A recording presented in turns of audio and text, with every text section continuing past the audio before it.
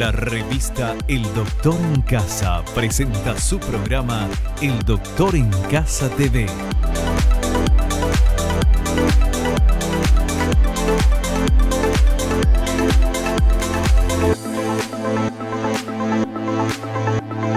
Con la conducción de Vivi Landó, El Doctor en Casa TV.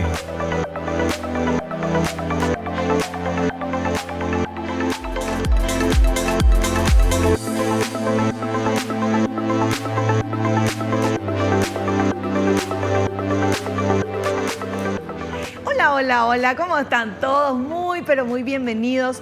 Esto es El Doctor en Casa. Hoy vamos a hablar, nuestro invitado va a dar las respuestas a las dudas frecuentes sobre implantes dentales. Ese es el título, Respuestas a las dudas frecuentes sobre implantes dentales. Y obviamente si hablamos de implantes dentales, nosotros invitamos al doctor César Blaires, odontólogo, máster en implantología avanzada por la Universidad de Sevilla, España. Él realiza tratamientos de periodoncia, implantes suizos, cirugía oral, sedación consciente. Experto en casos complejos donde no hay hueso disponible, especialista en implantología oral por el Círculo de Odontólogos del Paraguay. Él está con nosotros, vamos a hablar de esto y sobre todo va a ir respondiendo a las preguntas más frecuentes que nos hacemos todos con el tema de implantes dentales. Pero antes de saludarlo, vamos con esta placa que nos induce un poquito al tema que vamos a hablar hoy. El tratamiento de colocación de implantes dentales se lleva haciendo desde hace varias décadas. Los buenos resultados respaldan la confiabilidad de este procedimiento. A pesar de ser conocido y solicitado y utilizado, hay dudas frecuentes que los pacientes plantean para confirmar la elección de este tratamiento. Es importante recordar que debe ser llevado a cabo por un especialista en implantología para garantizar la realización correcta de la intervención. Dicho esto, saludamos a nuestro invitado, el doctor César Blaires. Hola, Doc, bienvenido al programa. ¿Cómo estás? ¿Qué tal, Vivi? Todo bien, gracias a Dios. Qué gusto, me alegra mucho tenerte aquí, sobre todo el tema de hoy, porque hay tantas dudas, por más que hablamos acá en el programa, hicimos varios programas sobre el tema de implantes dentales, pero siempre queda, mucha gente no pudo ver, otra gente queda con la duda, hay mitos y leyendas, ¿verdad? De qué sé yo, hace años cuando comenzaba el tema de los implantes dentales, eso evolucionó tanto, fue cambiando mucho y por eso que queremos que hoy nos expliques. Efectivamente, desde que se inventaron los implantes dentales por el sistema Brånemark, el doctor Brånemark, hace 55 años, esto ha evolucionado muchísimo. El objetivo del implante ese implante en concreto era buscar un tipo de implante para, en vez de sustituir las prótesis que hay de caries, otro tipo de implante. Y de ahí salieron los implantes dentales, por la rosca, por cómo se hacía. Antes había que hacer en quirófano, tenía que ser un quirófano ultra estéril, con las condiciones excepcionales, y eso ha ido evolucionando a que se puede hacer en un consultorio dental, que lógicamente también tiene que cumplir con una situación de esterilización. Sobre todo el material es muy importante que esté embolsado individualmente, no que esté en un cajón abierto. En fin, todo eso es fundamental. O sea, el protocolo ha cambiado, se ha simplificado, porque también tenemos que tener en cuenta que trabajamos en la cavidad bucal, es una de las zonas más contaminadas del cuerpo. Entonces, muchas veces el instrumento tiene que estar estéril, el implante viene esterilizado, pero una vez que entra en contacto con la cavidad bucal y entra saliva, todas las bacterias y todas las cosas. Tenemos un montón de bacterias. Por eso siempre digo que la boca y el cuerpo humano son muy agradecidos cómo responden y cómo se consigue la osteointegración, o sea que el implante agarre en el hueso a pesar de las bacterias. Que realmente, doctor, uno se pone a pensar y cree que todo lo de afuera, lo que está con bacterias y todo, y la boca es uno de los lugares con más contaminado, más contaminado. Efectivamente. Por más que uno tenga una buena higiene dental, por más que uno todo, pero es por porque es algo vivo, no es una cosa quieta, ¿verdad? Sí, inerte. Es como la flora del estómago. Si nosotros eliminamos todo, tenemos infecciones, tenemos problemas. Aquí en la boca también tenemos que tener bacterias. O sea, hay bacterias beneficiosas y bacterias que nos perjudican. Pero siempre hay un equilibrio biológico. Cuando se rompe es cuando empieza la enfermedad periodontal, la caries. Los Claro, las diferentes caries problemas. es porque hay justamente ese desequilibrio, hay más bacterias malas, por decirlo, que buenas. Los famosos bichitos que comen los dientes Claro, que nos decían cuando éramos chicos. Sí, cuando se produce una caries es porque la saliva se ha vuelto ácida. O sea, Ahí está. pasar, en vez, o será básica, pasamos a ácida, y entonces ahí se produce una degradación del esmalte.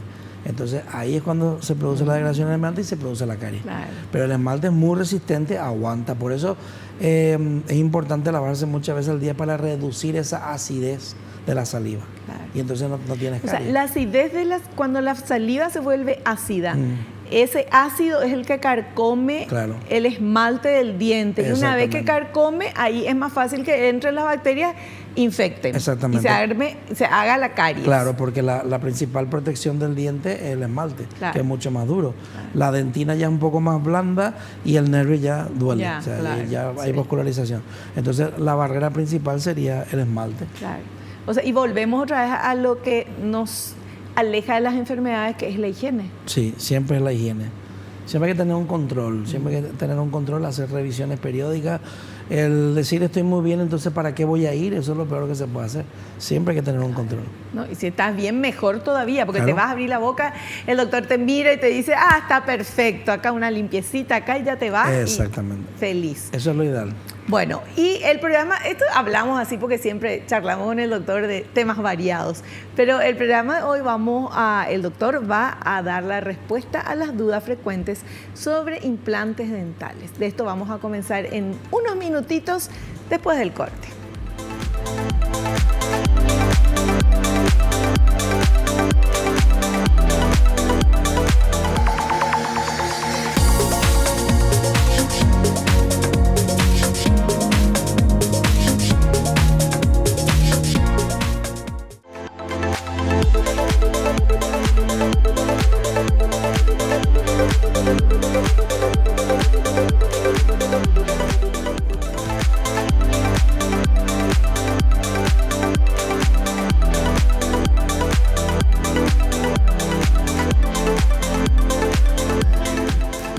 Muy bien, comenzamos ya entonces a ver estas dudas frecuentes sobre implantes dentales.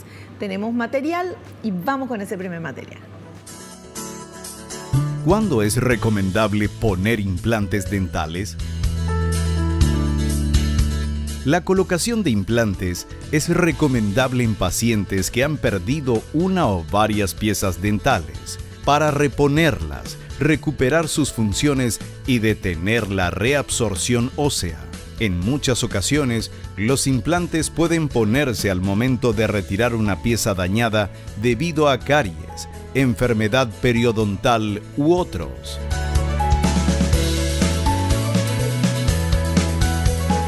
Efectivamente, cuando hay una pérdida dental, cuando falta una pieza o varias, o en el caso de que hay una enfermedad periodontal que afecta a la raíz, si no se puede salvar o haciendo cirugía, se extrae y se puede colocar el implante inmediatamente, que sería un implante inmediato post extracción. Se sigue utilizando la técnica antigua, que es extraer, esperar 2 meses y colocar el implante.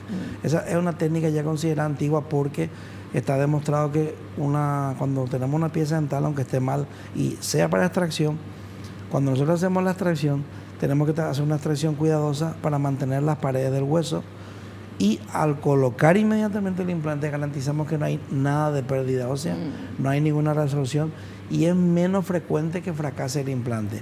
Las estadísticas muestran que es igual colocar un implante esperando 2 meses, que muchas veces inclusive es más complejo que hacerlo en el mismo momento. Y sobre todo la ventaja que tenemos es que el paciente se somete a una sola cirugía, Claro. no tiene que esperar 2 meses, volver a hacerse una cirugía, a veces la técnica se complica.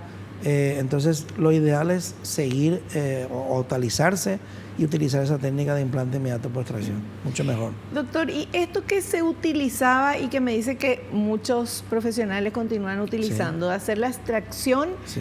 cerrar, Sí. ¿verdad? Y esperar 2 meses, ¿qué Sí. se espera? Que eso se ponga bien y después cuando se va a hacer, se le tiene que agujerear otra vez. Exactamente. O sea, no sé cómo se llama. No, no hay que agujerear, hacer pero- una incisión, volver a abrir, Incisión. hacer un corte, volver a abrir. ¿Y qué va a pasar? Porque se reabsorbió un 30%, porque es algo normal. Cuando perdona una pieza, Enseguida se siempre se reabsorbe. Entonces, si era una pieza con infección, con un granuloma, se va a resolver un poco más. Entonces no tiene mucho sentido. O sea, el objetivo justamente es simplificar la cirugía y reducir el número de cirugías. Que en todos los casos se puede hacer el implante inmediato después de extracción. Casi siempre. Es raro donde no se puede hacer. Nosotros siempre lo hacemos. Extraemos y colocamos el implante y hacemos una regeneración. Es decir, colocamos un hueso que viene particulado, como en polvo, partículas de una micra, y rellenamos esa diferencia entre la raíz que había y el implante, porque nunca va a ser igual, siempre la raíz va a ser más grande. Claro. Entonces rellenamos y suturamos, inclusive en la zona anterior podemos tomar una impresión o hacer un provisorio en la misma sesión y el paciente sale ya con un diente provisorio.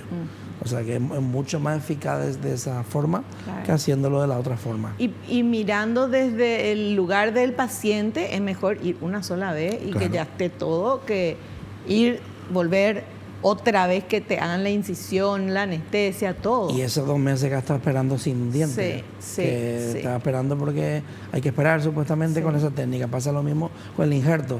Te ponían el injerto y tenés que esperar 6 meses y ahora a ver si funciona. Eso, por ejemplo, hoy en día no eso es algo también inconcebible. Si no funciona, el profesional se tiene que hacer cargo. Entonces nosotros colocamos el injerto y colocamos el implante a la vez, con lo cual también nos quitamos otra cirugía más. Claro. Y usamos el implante como soporte del injerto. Y con eso normalmente no suele fallar también, es rarísimo. O sea, comparando estas técnicas anteriores que se siguen utilizando, pero que se usaban, antes se usaba así, era así. Porque era lo único después, que había. Claro, y después vino lo otro. Claro. En comparación, ¿el resultado es igual, es mejor? Para mí es mejor porque se reduce el tiempo, se reducen las cirugías, después el postoperatorio es mejor también. Para mí todos son ventajas, ¿no? Yo ese sistema no lo usé muy poco en su momento cuando empezaron a salir las nuevas técnicas, me fui a las nuevas técnicas porque son todo ventajas. Doctor, ¿hace cuántos años que usted está con este tema de la odontología? Odontología 32, implantología 26 años. Mucho tiempo. Total, mucho tiempo. Mucha experiencia.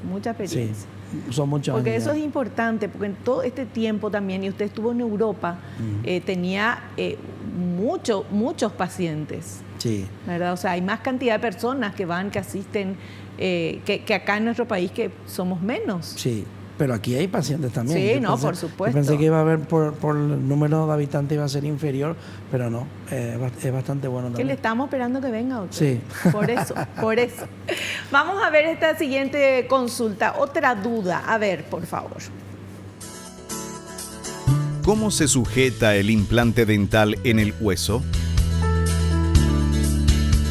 Gracias a un proceso biológico conocido como osteointegración, el implante se une al hueso y queda fuertemente fijado a él.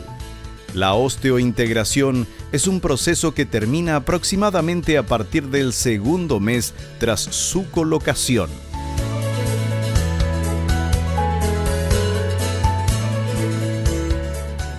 Segundo mes en la mandíbula y tercero en la maxila, porque el hueso de la mandíbula es más duro.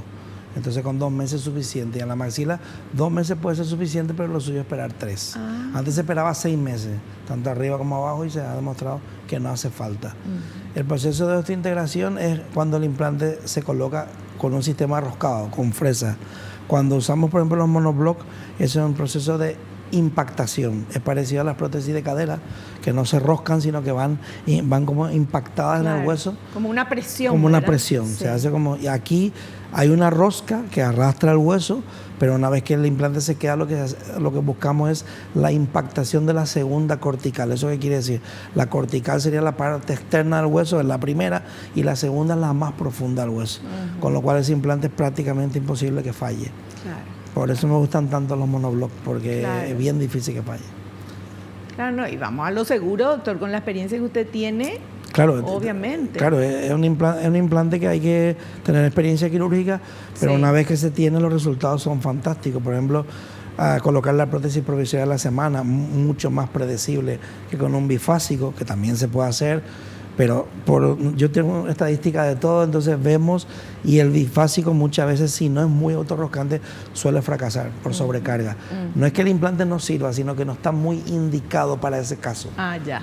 No está tan indicado. Entonces, los implantes bifásicos los usamos muchas veces cuando falta un diente y tenemos el diente ya sea anterior y posterior. Entonces, hay como una protección, no cae encima la carga.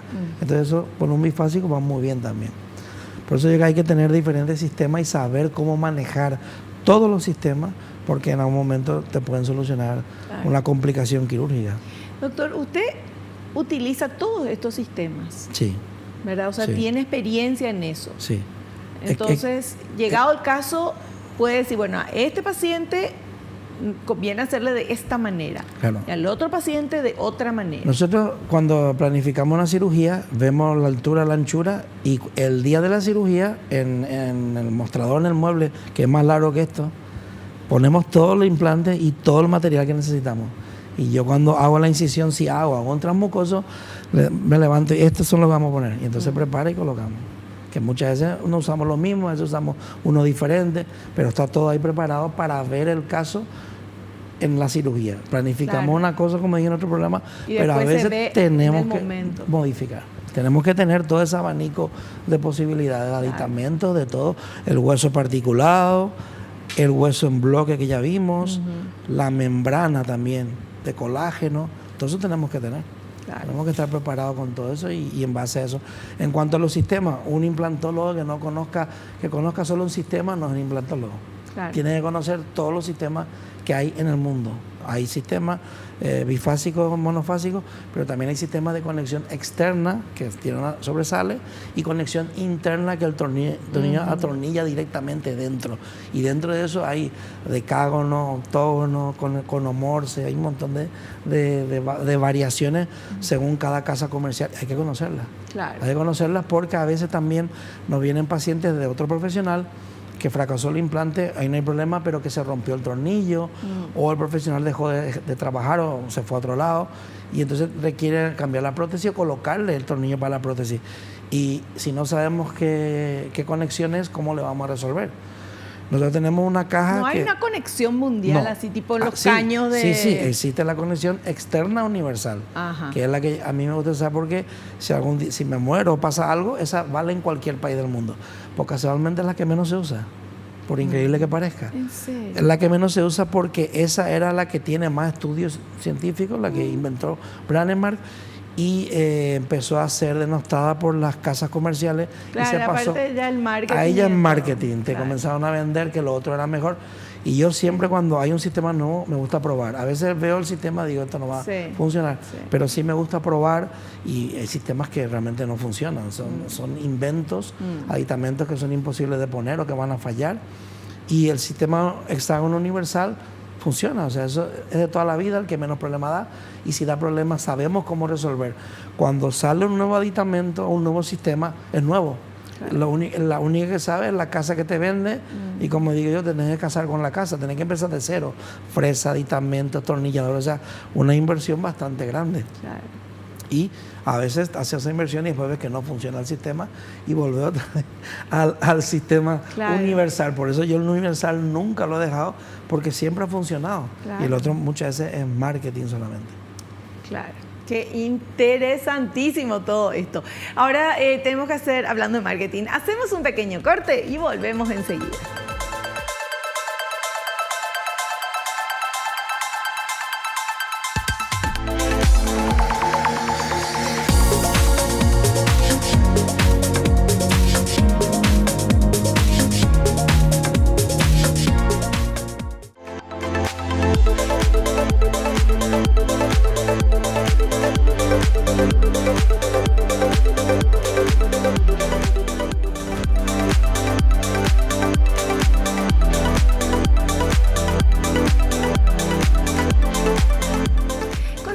Hablando con el doctor César Blaires.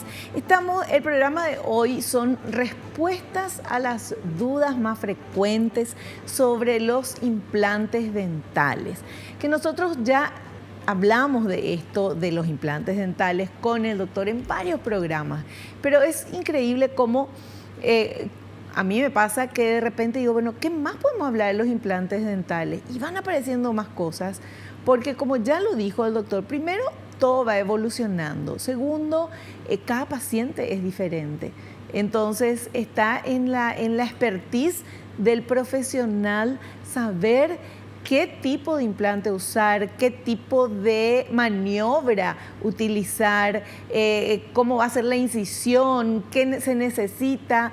Un panorama inmenso que realmente es infinito, doctor, de las posibilidades, ese juego de posibilidades que se tiene. Sí, es infinito y hay que intentar conocer todas las opciones, porque cuando más opciones conozca, más fácil va a ser la solución, claro, o la resolución. Porque como dije en varios programas y siempre repito, el que no tiene complicaciones es porque miente, o no hace implantología. Claro. Forma parte de nuestro día a día. Es normal, se complican las cosas, sí, y hay que saber qué hacer y saber cómo reaccionar, sobre todo, y no desesperarse o ponerse nervioso, como un caso que tuve la semana pasada. Era una señora que al colocar el implante, en ningún lado el hueso estaba bien, o sea, era blando, y tuve que desechar toda esa zona para colocar el implante. Me tuve que ir a otra zona que no quería tocar, sí, y ahí recién funcionaban los implantes. O sea, el problema no es el material, el problema no es el odontólogo, es esa zona anatómica que puede fallar, claro, y tenemos que saber cómo reaccionar. Entonces, en la zona que no funcionaba le tuve que hacer un injerto en bloque, y lo hemos dejado ahí. Porque si hacemos el injerto en bloque y colocamos el implante, va a fallar porque no tiene sustentación, claro, ese injerto. Entonces, ese injerto no lo colocamos muy profundo, se ha suturado, y el lado derecho entero más adelante se hará. Dentro de 2 o 3 meses. Cuando ese injerto esté... Sí, a los 3 meses ya suele estar bien. Claro. Y ahí colocamos los otros 2 o 3 implantes y hacemos ya una carga inmediata. Colocamos los implantes y colocamos ya la prótesis. Claro. Importante de saber. Veamos este material que habla de otra de las dudas. A ver. ¿Los implantes ayudarán a conservar los dientes naturales? La reabsorción alveolar tiene lugar, entre otras causas, debido a la pérdida de la raíz de los dientes. Los implantes sustituyen esas raíces naturales, ayudando a preservar los dientes adyacentes y, en función de la técnica quirúrgica, el hueso de soporte. Los dientes naturales y la salud oral en general se benefician con la colocación de implantes dentales.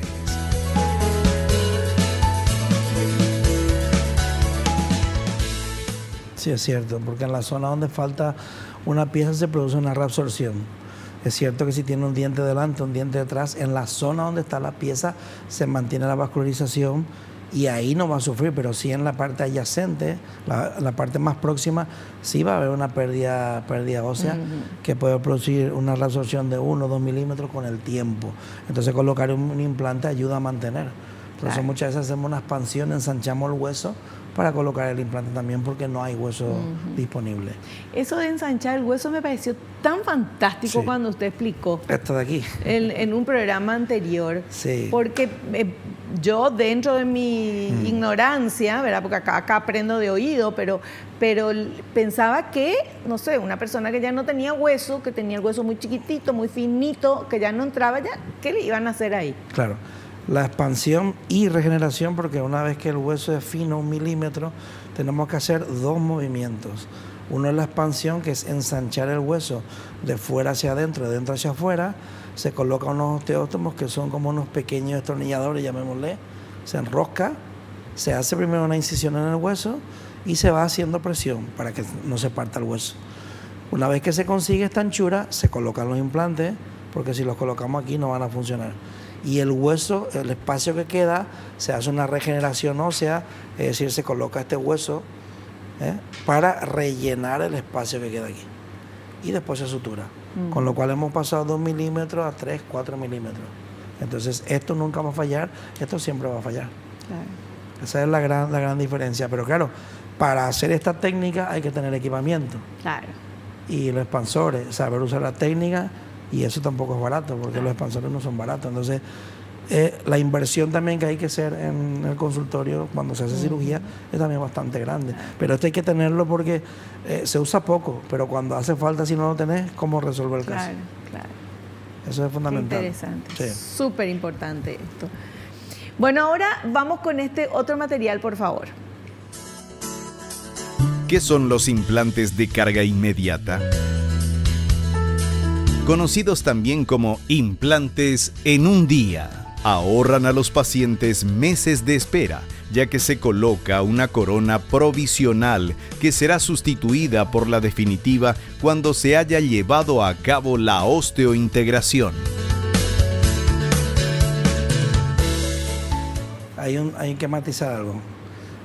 Cuando se habla de carga inmediata, se habla colocar el implante y colocar la prótesis definitiva en el día, sí. 24 a 48 horas máximo. Eso es carga inmediata. ¿Por qué 24 a 48 horas?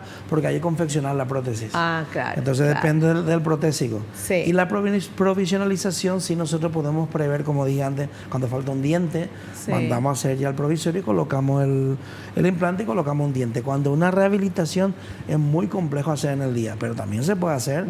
Se hace por la mañana la cirugía y por la tarde se le coloca el provisorio. Es más bien una forma semántica, o sea, un error ahí, con lo que se considera. Claro. Después también se habla de carga inmediata tardía cuando es a la semana. O sea que ya no es porque o es sea, a la semana. Inmediato tardío no puede ser. No, es carga inmediata tardía porque es a la semana. Porque a la semana se le coloca la prótesis definitiva. O sea, cuando se habla de carga inmediata, es que el paciente ya tiene que tener su prótesis definitiva e inmediatamente puede masticar. Por eso es carga inmediata. O sea, ya puede haber presión. Ya puede haber presión. Por eso es carga. Y cuando colocamos un diente, o sea, un implante, y colocamos un provisorio, no puede masticar. Porque normalmente se deja más corto. Y sería una provisionalización inmediata. O sea, que es ahí. Ahora recién entendí. Esa es la diferencia. O sea, cuando es carga inmediata, el paciente sale y ya puede masticar. Ya puede masticar. Y la prótesis tiene que ser definitiva. Claro. Definitiva. Cuando es un provisorio, nosotros hacemos provisionalización tardía. Hacemos hoy la cirugía, tomamos la medida y a la semana le colocamos el provisorio. Pero esa semana no puede estar mordiendo nada. Nada. Todo caldo. Hay caldo y puré. Ahí sí que no puede comer nada. Y a la semana le colocamos el provisorio cuando es una rehabilitación completa. Y si es un diente, lo hacemos en el día, que podemos hacer en el consultorio. Pero si es más, no podemos hacer. Bueno. ¿Vieron? Acabo de aprender algo otra vez que pensaba que sabía y no era así. Vamos con este otro material, por favor. ¿Cuáles son las ventajas de los implantes dentales frente a los puentes fijos? En un puente fijo, la prótesis van unidas a los dientes adyacentes, para lo cual se talla el esmalte de estos y se someten a cargas superiores a las que les corresponde durante la masticación. Los implantes se colocan sin afectar otras piezas dentales y permiten el reparto de la carga de los dientes al masticar, similar a la que proporciona un diente natural sano.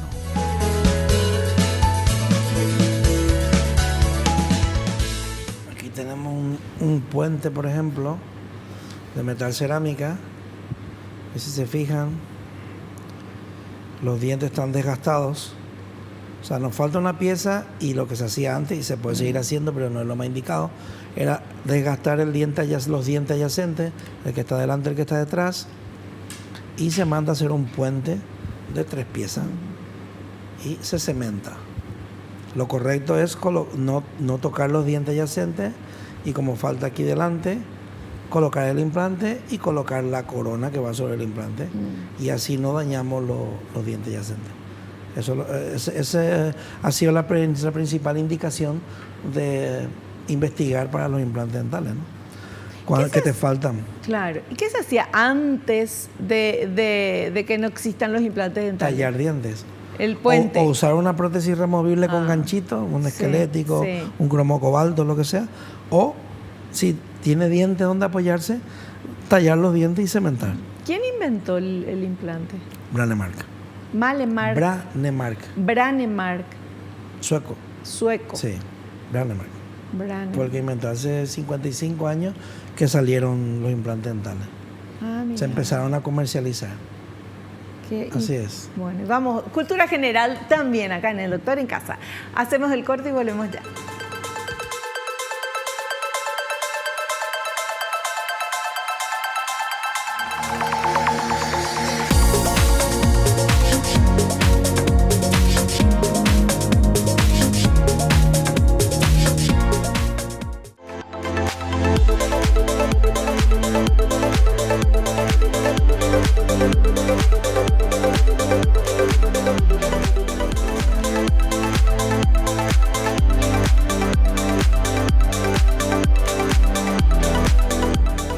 Muy bien, continuamos con nuestro invitado, el doctor César Blaires. Él es odontólogo, máster en implantología oral avanzada por la Universidad de Sevilla, España. Realiza tratamientos de periodoncia, implantes suizos, cirugía oral, sedación consciente, experto en casos complejos donde no hay hueso disponible y especialista en implantología oral por el Círculo de Odontólogos del Paraguay.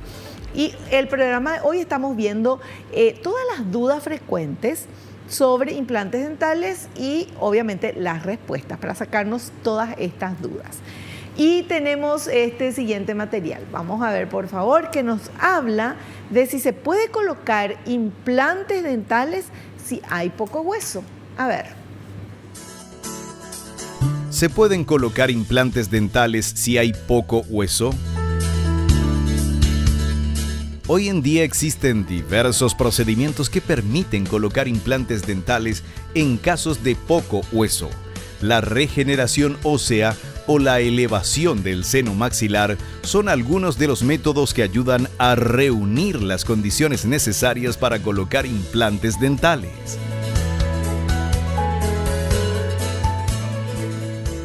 La expansión y la regeneración ya la hablamos, que es en anchura. Pero tenemos la elevación de seno, que también hablamos en otro programa, pero aquí lo vamos a explicar otra vez, que es cuando el hueso al seno maxilar es de 1 milímetro o menos. Entonces tenemos que elevar lo que es la membrana del seno maxilar, que la vemos aquí, elevar la membrana, rellenar esto con hueso para poder colocar el implante. Hay veces que el hueso es blando también, y no podemos colocar el implante inmediatamente, tenemos solamente que hacer la elevación de seno y rellenar todo eso con hueso particulado, y ahí tenemos que esperar 6 meses y después colocar el implante. Afortunadamente, 98% de los casos no hay que hacer eso, se hace la elevación de seno y se coloca el implante a la vez.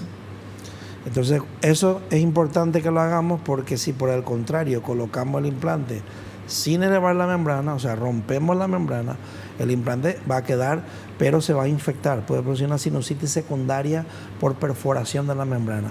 Es cierto que la membrana se suele regenerar, pero si no se limpia, si no se pone una membrana de colágeno arriba, abajo, y se desinfecta bien, sí. Entonces suele provocarse, pero se puede infectar.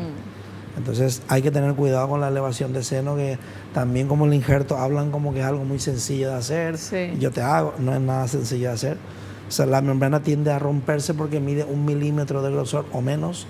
Entonces cuando hacemos una entrada lateral tenemos que ir moviendo muy poco a poco de abajo hacia arriba, y si se rompe, que muchas veces se rompe, eliminamos toda la membrana, desinfectamos y colocamos con la membrana de colágeno, que sería esta.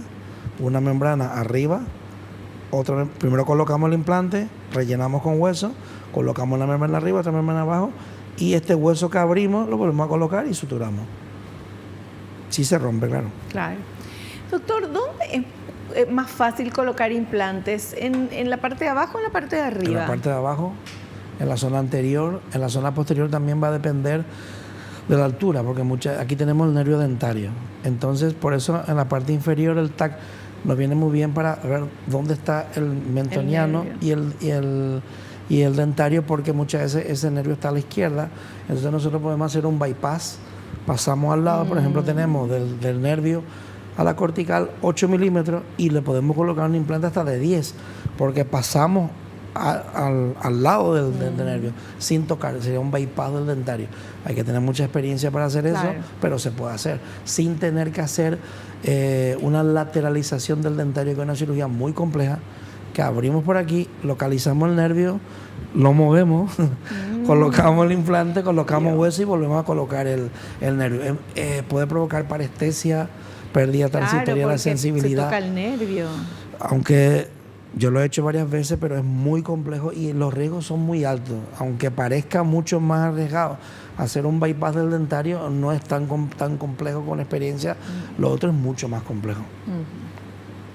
Bueno, qué increíble realmente todo esto y todo, como yo le decía en un programa hace rato, ya cuando recién lo conocí al doctor hablando de esto, hay que ser ingeniero también, una especie de ingeniero para saber justamente qué hacer en ciertos casos. Sí, claro. Sí, porque hay veces, como decía antes, vemos que el hueso es estrecho o hay poca altura y muchas veces entramos en diagonal en el hueso, o sea, no entramos en vertical. Siempre nos tenemos que apoyar en la pared interna, pero entramos en diagonal y una vez que tenemos acceso, cambiamos la inclinación de la fresa y entramos otra un poco y ahí hacemos el bypass. Claro. Entonces el implante parece que entra torcido, pero se va enderezando y si usamos el sistema monoblock después podemos corregir con un bifásico mucho más complejo. Entonces, claro, hay que calcular, hay que tener experiencia y hay que tener un poco de tener esa valentía porque es un poco complejo y esa valentía muchas veces la tenemos que respaldar o siempre la tenemos que respaldar con la formación especializada. Obvio. Eso es, pero sí es cierto que hay veces que vemos que la zona no da o se puede complicar y tenemos que cambiar de maniobra. A veces me ha pasado que el paciente se queja que le molesta. Además nota un dolor muy intenso, como si tuviera un calambre porque no tocamos el nervio, pero pasamos por una ramificación que no está tan cerca y duele. Por eso en la parte inferior no ponemos anestesia troncular, porque si no el paciente no se va a quejar, pero le va a destrozar el nervio. Claro. Entonces eso es una forma que los que ya tenemos unos años usamos para saber, y entonces cambiamos la dirección y no suele haber ningún inconveniente. Evitamos todas estas complicaciones. A veces tenemos así pequeñas parestesias que el paciente nota, es que parece que tengo como esto un poco anestesiado aquí. Muevo, pero noto la sensación. Eso se trata con electroestimulación. Tenemos un aparatito TENS que lo colocamos al paciente aquí y le vamos dando electroestimulación 20 minutos, se van haciendo sesiones, 2-3 sesiones y se elimina, porque es un problema de que se interrumpió la circulación nerviosa justo en esa zona por tocar esa pequeña ramificación que no es el nervio todavía. Claro. ¿Y usted tiene el aparatito? Tenemos el aparato, claro. Tiene todo, doctor. Claro. Bueno, vamos a ver este otro material, por favor. ¿Cómo se limpian los implantes dentales? Como en el caso de los dientes naturales, los implantes también necesitan un cuidado e higiene diarios. Es importante eliminar los restos de comida y placa bacteriana que se depositan entre el implante y la encía y que pueden dar lugar a una periimplantitis u otros problemas. El paciente debe llevar a cabo una rutina de cepillado diario, especialmente después de las comidas. También es recomendable usar hilo dental.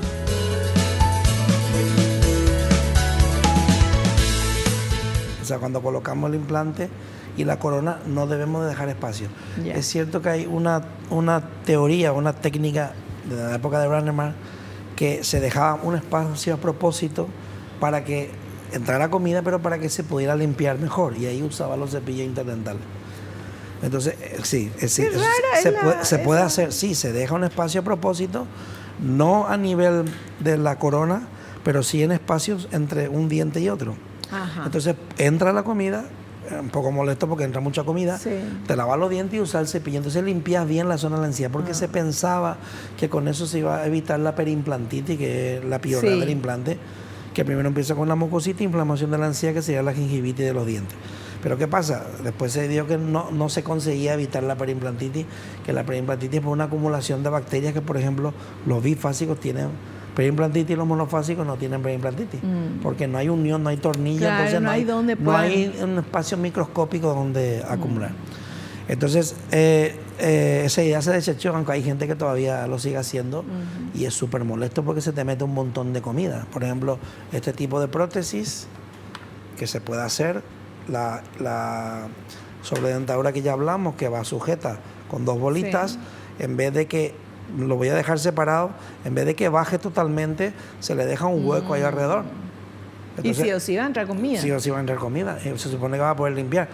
Pero no estoy hablando de una que se pueda quitar, sino de una fija, de una que no se puede quitar. Es para que entre y puedas quitar también la comida. Entonces al final entra tanta comida que es muy difícil de limpiar y en la zona del fondo nunca vas a limpiar. Claro, Entonces, y además súper molesto. No, aparte de que sea molesto, la tendencia al final es que pierda los implantes por acumulación de bacterias.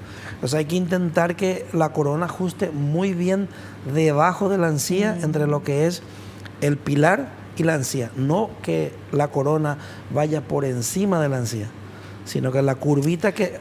exactamente, la curvita que hacemos aquí, no sé si se va a ver porque es un poco complicado. Aquí si vemos aquí al final hay una curvatura y al final esa curvatura tiene que meterse debajo de la encía. Nosotros cuando, aquí en este modelo no se ve, pero nosotros cuando mandamos a hacer una prótesis hacemos como un surco alrededor de donde está la encía, que cuando le coloca al paciente le pincha un poco. El paciente nota que le pincha cuando se está apretada, nota un poco de molestia y en unos segundos se le quita.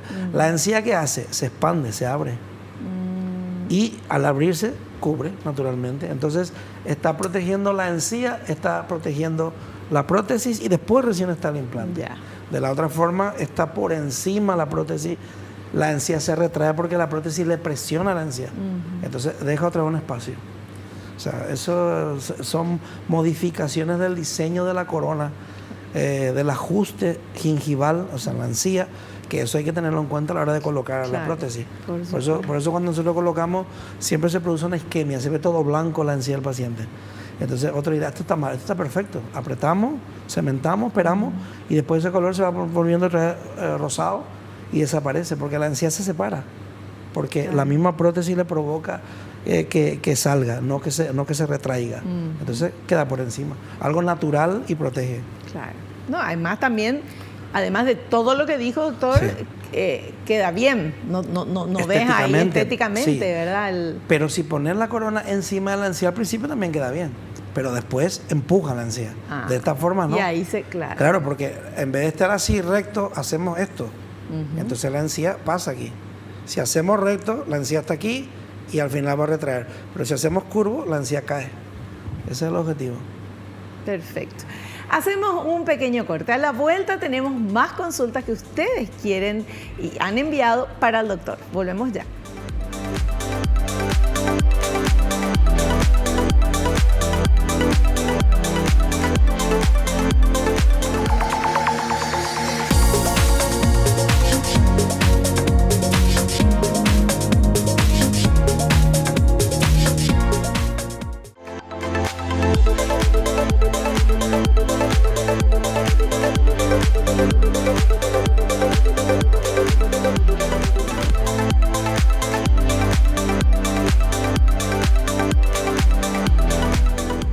Bueno, y ahora sí, como les decía, las consultas que ustedes quieren hacerle a nuestro invitado. Vamos con esta primera pregunta, por favor. Si se pierde un diente que estaba junto al implante, no se reemplaza y se va reabsorbiendo el hueso, ¿afectará al implante en la boca? No necesariamente, a menos que haya tenido una infección muy grande, un anuloma, un quiste. Bueno, no, un quiste ya tenido a la hora de tener que limpiarse, ya perdido la pared, la cortical que estaba justo al lado del implante, y ahí puede ser que haya perdido esa pared, entonces puede afectar al implante. Si no, no tiene por qué. O sea, va a afectar solamente la zona del diente que se perdió. Perfecto. Vamos con otra consultita. ¿Cómo se procede en los casos de pacientes bruxistas con implantes dentales en toda la boca? Qué buena pregunta. Bueno, los pacientes bruxistas son pacientes especiales. Ningún bruxista dice que es bruxista, son raros los que reconocen que son bruxistas. Entonces el paciente bruxista es un paciente que hace una sobrecarga exagerada y aparte de ver anatómicamente que está desgastado, hay pacientes que son pseudobruxistas, no son totalmente bruxistas o son apretadores y mezclan también con el bruxismo. O sea, es bastante compleja esa parte. Eso vemos cuando al paciente le decimos que muerde y nunca cierra, sino que hace un movimiento lateral y después recién cierra, porque está acostumbrado a hacer ese rechinamiento. Entonces, cuando una persona cierra la boca, normalmente si no tiene desgaste, no puede hacer movimiento lateral porque las cúspides te lo impiden. Claro. Cuando uno es bruxista no tiene cúspide, entonces cierra y rechina perfectamente, delante, detrás, y te dice, no, yo no soy bruxista.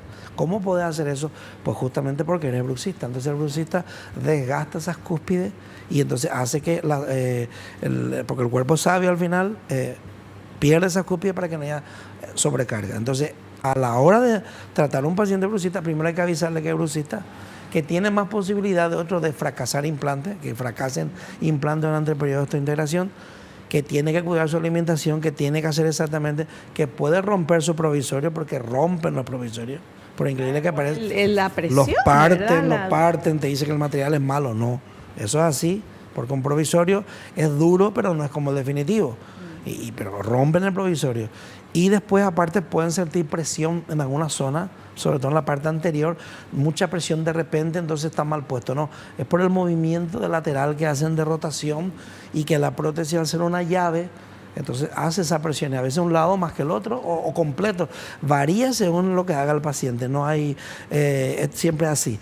Y después hay pacientes que son, digamos, normales en el sentido de que no notan nada, pero está el bruxista, que normalmente son la mayoría, tiene un montón de problemas y todo le molesta, no ajusta bien, y a la hora de ajustar la mordida tenemos que quitarle esa cúspide. O sea, el paciente quiere tener lo que vemos aquí, que es una anatomía excepcional, ¿no? Con cúspide, cicatrícula, fosa, en fin, todo lo que es una anatomía perfecta. Pero este es un modelo y nunca comió nada. Entonces, normalmente, aunque nosotros nos llamamos bruxista, hay un desgaste natural. En un bruxista normalmente se pierde toda la anatomía y queda liso. Entonces, hay que colocarle también una placa de descarga para dormir. Y la anatomía de la prótesis debe ser también lisa.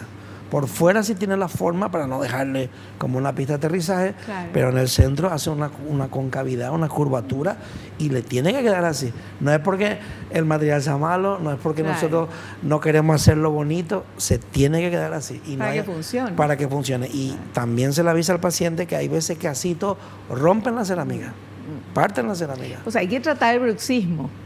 Pero ya es otra... No, se trata con la placa de descarga, claro, pero es un tratamiento paliativo, no curativo. Claro, sí, entonces el paciente tiene que asumir que tiene eso. Sí. No es porque es muy fácil echar la culpa a tu protésico que malo es. Claro.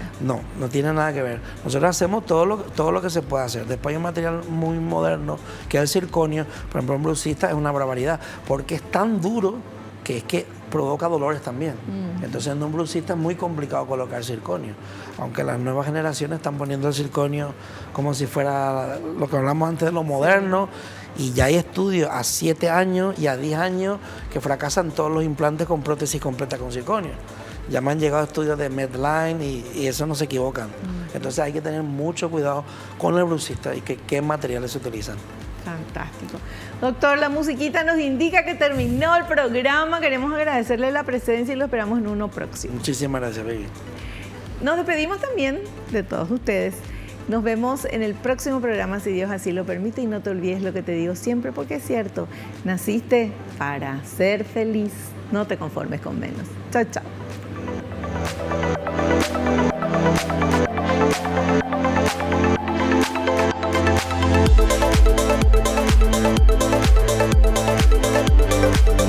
La revista El Doctor en Casa presentó a Vivi Landó en el programa El Doctor en Casa TV. Fue una realización de Alicante.